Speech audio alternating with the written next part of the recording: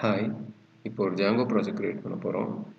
So இப்போ நீங்கள் டெஸ்க்டாப்பில் பார்த்துருந்தீங்கன்னா ஐகோட் அகாடமின்னு ஒரு ஃபோல்டர் இருக்குது.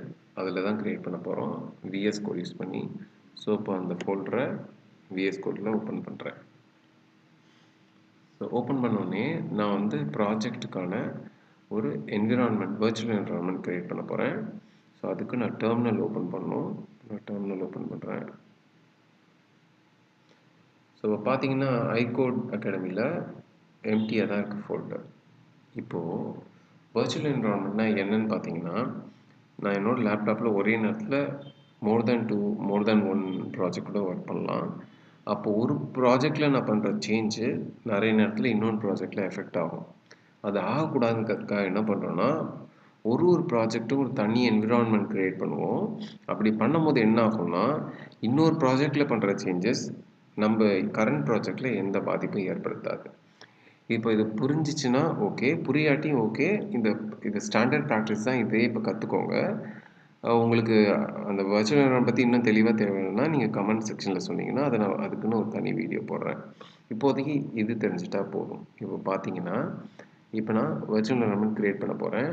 இப்போ இது எம்டி ஃபோல்டராக இருக்கா? இப்போ பார்த்தீங்கன்னா இப்போ நான் DIRன்னு போடுறேன்.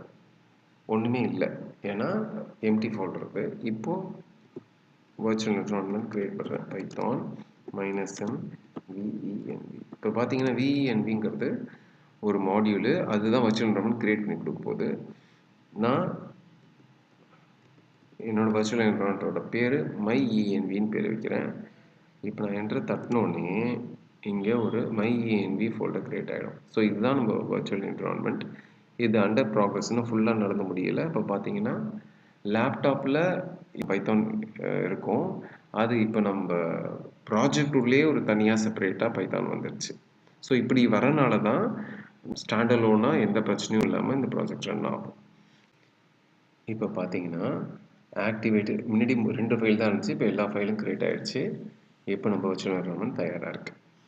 இப்போது நம்ம வர்ச்சுவல் என்விரான்மெண்ட்டை ஆன் பண்ணணும். இப்போ நான் பார்த்தேன்னு வச்சுக்கோங்க, நான் பிப் லிஸ்ட்டுன்னு போட்டேன்னா இப்போ என்னோடய லேப்டாப்பில் இருக்கிற மாடியூல்ஸ்லாம் பேக்கேஜஸ்லாம் லிஸ்ட் ஆகும். நான் இன்ஸ்டால் பண்ணது ஒரு பெரிய லிஸ்ட் வரும். பார்த்தீங்கன்னா ரொம்ப பெரிய லிஸ்ட்டு. இப்போ இவ்வளவும் நமக்கு தேவை கிடையாது. ஏன்னா பாருங்க விக்கிபீடியாலாம் இருக்குது, தேவை கிடையாது.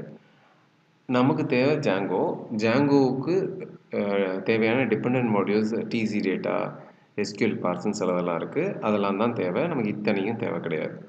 இப்போ அதெல்லாம் நம்ம இன்ஸ்டால் பண்ண போகிறோம். அதுக்கு முன்னாடி நம்மளோட வர்ச்சுவல் என்விரான்மெண்ட் இருக்குல்ல, இந்த myenvன்ட்டு அதை நம்ம ஃபஸ்ட்டு ஆக்டிவேட் பண்ணோம். ஸோ இப்போ பார்த்தீங்கன்னா இப்போ DIR போடுறேன். myenvironment இருக்கா? ஸோ myenvironment /scripts/activate பண்ணிங்கன்னா இப்போ பார்த்தீங்கன்னா க்ரீன் கலர் myenvironment ப்ராக்கெட் வந்துடுச்சுல்ல. அப்படின்னா என்ன அர்த்தம்? இப்போ ஆக்டிவேட் ஆகிடுச்சு. இப்போ நான் பிப் லிஸ்ட்டுன்னு போட்டேன்னா முன்னாடி எவ்வளோ பெரிய லிஸ்ட்டு வந்துச்சு. இவ்வளோ பெரிய லிஸ்ட்டு வராது.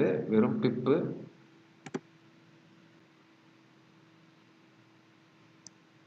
செட்டப் டூல்ஸும் மட்டும்தான் இருக்குது.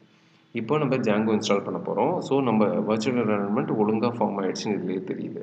இப்போ என்ன பண்ண போகிறோம்? பிப்பு இன்ஸ்டால் ஜாங்கோ.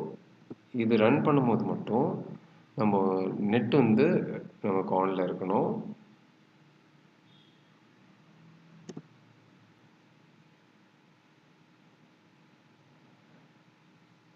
இன்ஸ்டால் ஆகிட்டு இருக்கு.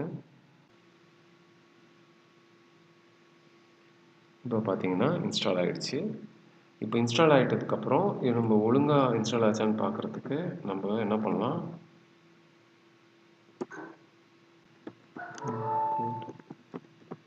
ஜாங்கோ